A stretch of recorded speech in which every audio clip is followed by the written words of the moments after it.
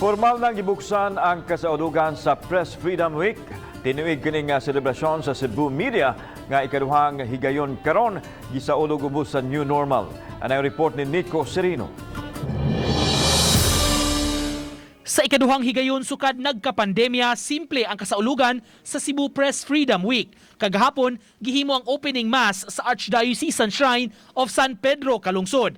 Mitambong niini ang dili mulabaw sa 20 ka mga media personalities kay kadaghanan sa mga partisipante mitambong virtually. Ang Press Freedom Week mo'y paghandom sa mga sakop sa media sa kagawasan sa prensa o pagpanibya. Ang pangu sa social media communications sa Archdiocese of Cebu nga mo'y nagsaulog sa misa na nawagan sa padayong pagsibya sa kamatuuran. Producers and consumers of information and communication, let us always be reminded by the essential rule. Journalism or real journalism is based on truth-telling.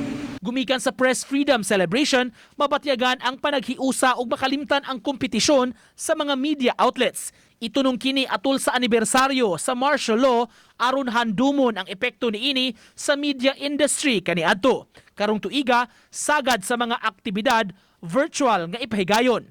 Panawagan ni Father Rubin, puy-an ang diwa isip sakop sa press labi na ning panahon sa pandemya ug mga problema nga gisagubang karon sa nasod. Enough of the reduction of our values. Enough of the reduction of truth.